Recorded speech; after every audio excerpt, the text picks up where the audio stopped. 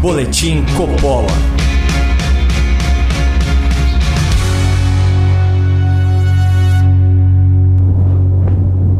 Sejam muito bem-vindos ao Boletim Coppola. Hoje nós vamos falar sobre um rombo bilionário nas contas da educação pública, fruto do descaso de centenas de prefeitos pelo país que estão prestes a receber um passe livre do Congresso Nacional para não serem enquadrados na Lei de Responsabilidade Fiscal, nem terem que responder por improbidade administrativa. Mas antes de avançar no tema, vamos contextualizar um pouco. Segundo os dados do PISA, aquele programa internacional de avaliação de alunos, ao longo das últimas décadas, o ensino básico no Brasil tem se destacado muito. É um dos piores do mundo. Seja em leitura, em matemática ou em ciências, o estudante brasileiro está sempre entre as 20 piores colocações, mesmo fazendo parte de uma das 15 maiores economias do mundo. Aliás, parece que os investimentos em educação no Brasil escorrem pelo ralo. O ex-ministro do governo Dilma, Luiz Mercadante, afirmou que em 10 anos de PT o orçamento do MEC aumentou 200%, passando de 33 bilhões de reais em 2003 para mais de 100 bilhões em 2013. Mas, estranhamente, essa injeção de recursos não alterou em nada os péssimos resultados do Brasil nas avaliações de ensino.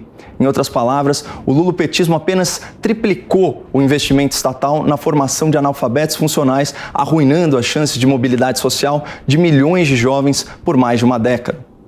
Mas agora, parece que os políticos resolveram inovar, levando a negligência com o ensino público a patamares nunca antes vistos. Ao invés de desperdiçar dinheiro, à moda petista, centenas de prefeitos simplesmente deixaram de investir bilhões e bilhões de reais na educação de verbas obrigatórias disponíveis em caixa.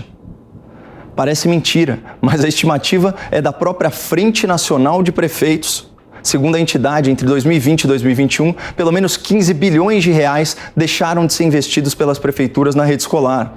E essa inadimplência fiscal já é realidade de mais de 80% das cidades brasileiras, que estão literalmente descumprindo uma exigência constitucional. Isso porque os municípios são obrigados a aplicar pelo menos 25% da sua receita em educação. E aqui cabe um parêntese sobre a situação inédita e privilegiada das nossas prefeituras. Os dados divulgados pela Secretaria do Tesouro Nacional mostram que só em 2020, 78 bilhões de reais foram transferidos da União para os estados e municípios a título de verbas federais extraordinárias para enfrentamento à pandemia. E isso sem falar na suspensão temporária do pagamento de dívidas, que é um arrego fiscal na ordem aí de 65 bilhões de reais. O resultado disso é que enquanto o governo federal se endividou até o pescoço e amargou um déficit sem precedentes de mais 740 bilhões de reais, os estados e municípios forraram o caixa na pandemia e viraram o ano de 2020 com o maior superávit da história, 38 bi no azul. Querem ver outro recorde? Basta olhar a disponibilidade de caixa dos governos e das prefeituras no ano passado. Ela saltou de 42 bilhões em 2019 para 82 bilhões no final de 2020. Isso é um aumento de 94%, é a máxima histórica. Ou seja, nunca os estados e municípios tiveram um volume tão grande de recursos à sua disposição. É tanto dinheiro, mas tanto dinheiro na mão dos prefeitos que, ao que tudo indica, eles não têm competência para investir. E olha que absurdo. Um dos motivos alegados pela Frente Nacional de Prefeitos para não conseguir executar as verbas da educação foi aquela Lei Complementar 173. Essa foi a lei que estabeleceu algumas contrapartidas bem razoáveis para os municípios que foram beneficiados com os repasses bilionários da pandemia. Por exemplo, até dezembro de 2021, as prefeituras não podem aumentar salários nem criar novos cargos públicos. E faz todo sentido. A maior parte dos servidores nem trabalhou durante o fechamento injustificável das escolas por tantos e tantos meses. Mas a loucura é saber que os prefeitos, sem poder agradar os sindicatos, sem poder criar cargos e sem poder aumentar os salários, não tiveram a capacidade de investir de uma forma inteligente aqueles bilhões e bilhões de reais que estão sobrando no cofre.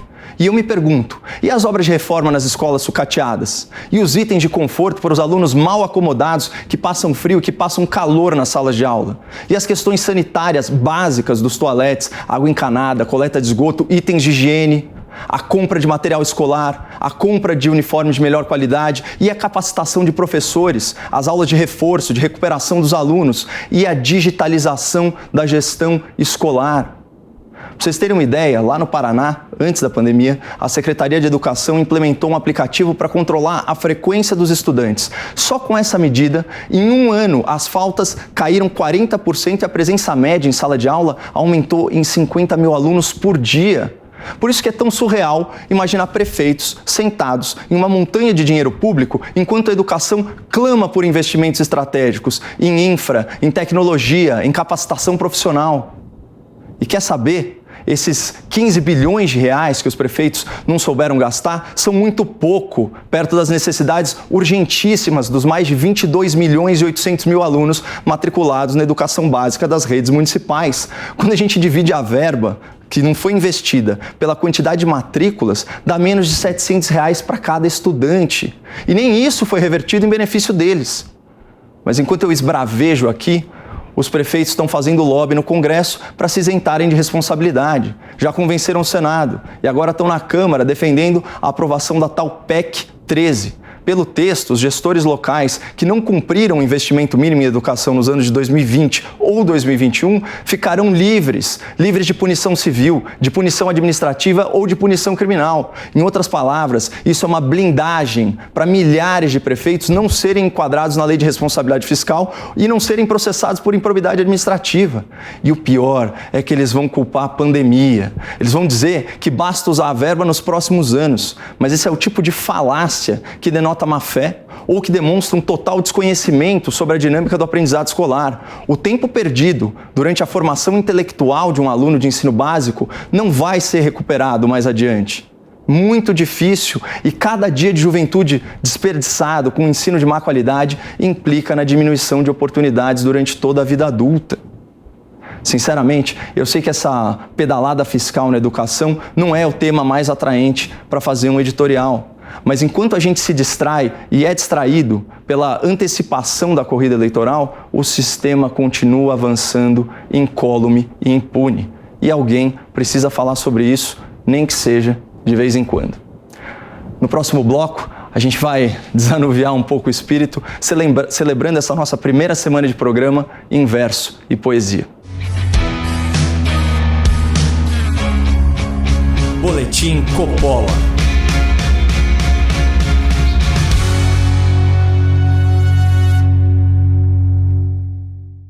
É hora de anunciar uma parceria pela liberdade de expressão. A Brasil Paralelo agora é patrocinador oficial do Boletim Coppola. É uma união de marcas que defendem garantias fundamentais do indivíduo, que não aceitam se submeter ao politicamente correto e que não abandonam a busca pela verdade. Para você saber mais sobre essa plataforma repleta de conteúdo, aponte a câmera do seu celular para o QR Code que está na tela ou visite o site brasilparalelo.com.br. Conteúdo de qualidade que vai transformar a sua compreensão sobre o Brasil. Quando você assiste ao Boletim Coppola, tudo o que você vê é consequência de alguma inspiração e muita determinação. E o que eu construí até hoje veio à custa de muito esforço e algum sofrimento. Por isso, eu só colocaria o fruto do meu trabalho em mãos absolutamente confiáveis. E eu já escolhi quem vai cuidar do que eu já conquistei. Conheça a Aquavero Investimentos. Eu sei que eles podem proteger e ampliar as suas conquistas também. Clique no link aqui no descritivo desse vídeo ou acesse campanha.aquavero.com.br/boletim. Boletim Coppola.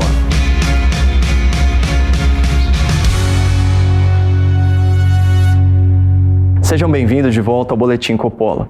Hoje a gente completa uma semana no ar e para celebrar esse marco inaugural, nós procuramos nas nossas redes sociais alguns temas de interesse entre os comentários e mensagens da nossa prestigiosa audiência. E eu fiquei impressionado com a quantidade de elogios indevidos que eu recebi por causa de uma chamada do nosso programa de estreia. Nessa chamada, eu recito alguns versos que têm muito a ver comigo, mas que não fui eu que escrevi. E apesar de nós termos citado o poeta, muita gente não reparou nesse detalhe e eu acabei ganhando crédito imerecidamente. Então, para reparar essa injustiça artística, eu resolvi compartilhar com vocês o poema completo e falar um pouco sobre o seu autor. Quando a dor bate à porta, eu fecho. Eu não levo saudade, eu deixo. Um amor que não serve, eu findo. E se outro for bom, eu brindo. Flor de amor, quando morre, eu planto. E na espera, eu não choro, eu canto. Toda forma de reza, eu prezo. Através do meu verso, eu rezo. Quem precisa de ajuda, eu tenho. E de onde tiver, eu venho. De falar sobre a vida, eu gosto. O que eu tenho no peito, eu mostro. Em qualquer chão do mundo, eu passo.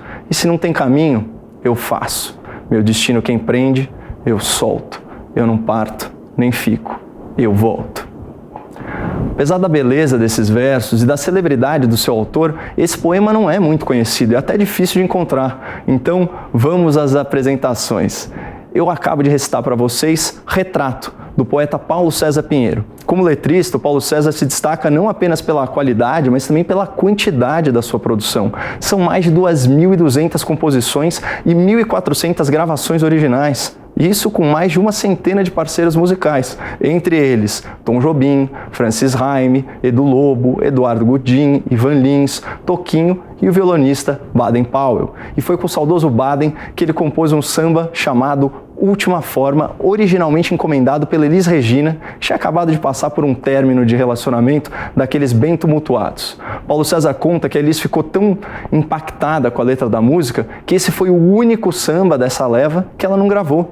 Eu vou recitar algumas estrofes do Última Forma para vocês verem se, assim como Elis, vocês já passaram por algum fim de relação tão intenso. E sabendo com quem eu lidei, não vou me prejudicar, nem sofrer, nem chorar, nem vou voltar atrás. Não saberei jamais se você mereceu perdão, porque eu não sou capaz de esquecer uma ingratidão. E você foi uma a mais. E qualquer um pode se enganar. Você foi comum, pois é, você foi vulgar. O que é que eu fui fazer quando dispus te acompanhar? Porém, para mim, você morreu. Você foi castigo que Deus me deu. E como sempre se faz, aquele abraço, adeus e até nunca mais. Forte, né? Dá para entender porque que a Elis balançou. Mas o Paulo César Pinheiro explica que o seu poema Retrato, que eu li anteriormente para vocês, cabe como uma luva nesse samba Última Forma. É como se a música falasse da queda, mas a poesia tratasse da volta por cima. Então, para fechar numa nota positiva, vamos regressar ao poema. Vocês vão ver que a personagem da poesia é muito bem resolvida. Ela não permite que a tristeza entre e domine. Olha só. Quando a dor bate a porta, eu fecho. Um amor que não serve, eu findo. Flor de amor quando morre, eu planto. E o poema encerra com versos que falam sobre aparecer para o mundo, sobre trilhar o seu próprio caminho, sobre não ser refém de quem só atrasa a nossa jornada. De falar sobre a vida, eu gosto. O que eu tenho no peito, eu mostro. Em qualquer chão do mundo, eu passo. E se não tem caminho, eu faço. Meu destino quem prende, eu solto. Eu não parto nem fico, eu volto. Eu desejo que esses versos entusiasmados do poeta Paulo César Pinheiro ressoem na sua alma e, se for o caso, que eles restaurem a sua autoestima e lhe tragam ânimo para superar as adversidades que invariavelmente cruzam as nossas vidas. Lembre-se que essa poesia se chama Retrato, ou seja, ela pinta com palavras uma imagem da alma humana e esse retrato pode ser o seu. Se você quiser conhecer um pouco mais do trabalho e das histórias desse ilustre compositor da MPB, visite o canal Caio Coppola no YouTube.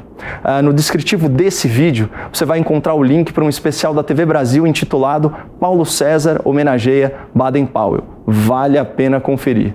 Muito obrigado, não percam a esperança no Brasil e fiquem com Deus.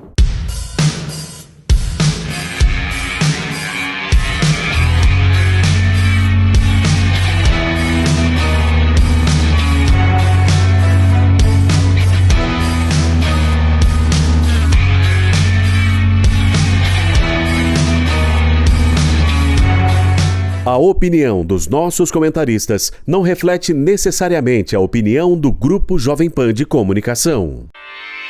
Realização Jovem Pan News.